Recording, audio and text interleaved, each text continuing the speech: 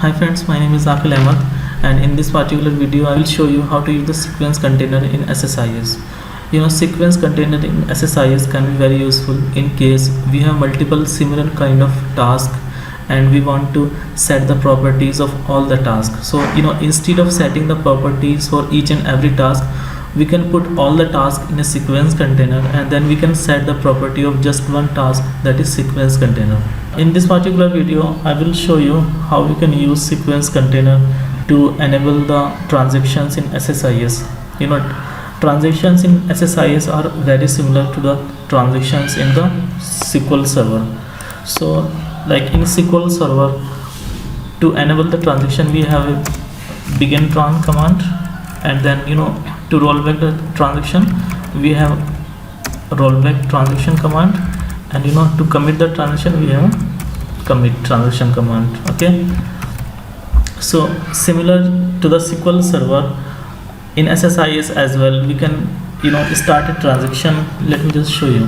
Okay, so in SSIS as well we can set the transactions either for a particular task or for a container or for the whole SSIS package. Okay, so if you go to the properties of any task, then you will find a property transaction option. So transaction option, to start a transaction we need to set the properties as required. If you want a task to join the pre-existing transaction, then the property of the newly task should be supported. If you want a task to separate from a transaction, then we need to set its properties as not supported. Okay, so to start a new transaction we need to set the property as required, and to join an existing transaction we need to set its property as supported. And if you want a task to not be in the transaction, then we need to set the property as not supported. Okay, so by default it remains the supported. Okay, so what we are gonna do is that we have a table. I just created a table that has just 3 columns: IT, which is an identity column, so it doesn't need any input from our side, and then we have first name column, and then we have a last name column. Okay, so right now this particular table doesn't have any data. So what we will do, we will use 3 execute SQL tasks, and then we will insert data from one task, from one execute SQL task, then from second, and then from third. So what we will do, we will fail the execution of the package at the third task. So we will see how we can how it behaves. So let's see. So first of all, let's copy and paste execute SQL task and name it as query 1. Then you can copy paste the same, and it can be query 2, and then the third one, query 3. So we will put a simple insert query in all these 3 tasks. Let's connect all tasks with one another, and then go to the connection, make a connection with the testing database, and then paste an insert query. So insert query will be very simple: insert names, values, the first name Mohit Kumar.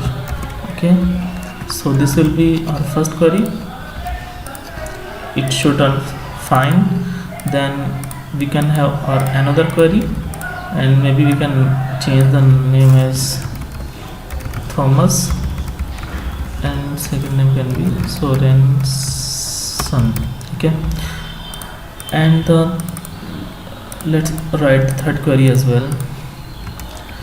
So third query can be Abhishek, someone missed to enclose these quotes, so this query will fail because we have removed the single quote from it.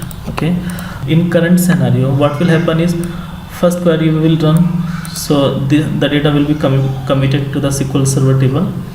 Second query will run, and the second query's data will be committed to the SQL server table, and then third query will run. But because there is some issue with the third query, so this will fail.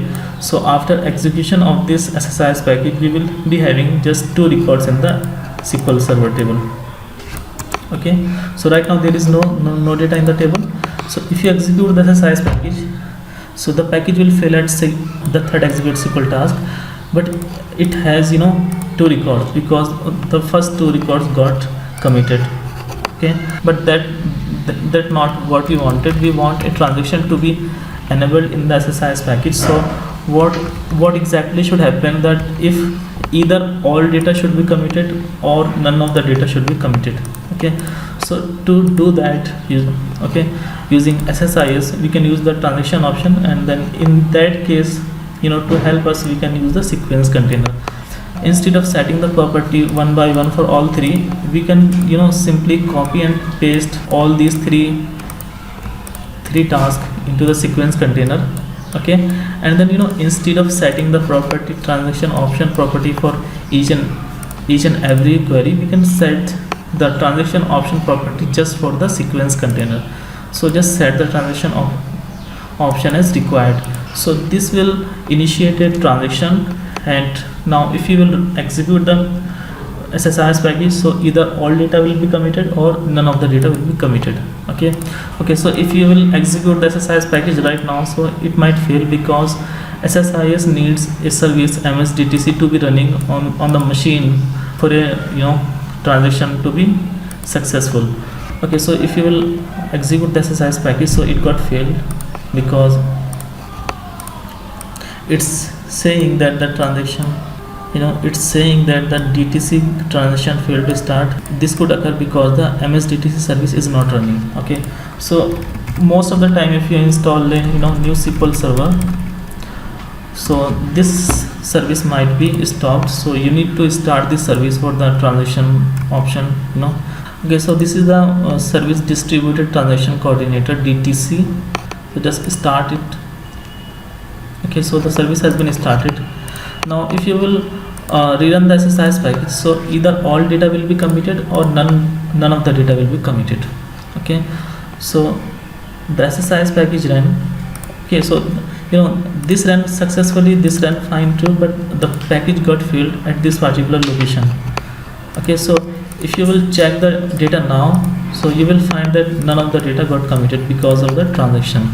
Okay, so this is the behavior that we wanted. Now if you just fix this particular query here, okay, so then all 3 tasks will be run, and data should be committed from all 3 execute SQL tasks. Okay, so the process got completed, and if you rerun the query, so you will notice that all 3 records got inserted by each and every execute SQL task. So thanks guys for watching the video, and if you like the video, then please click the like button and do subscribe to our channel to see more videos on SSIS. Thank you.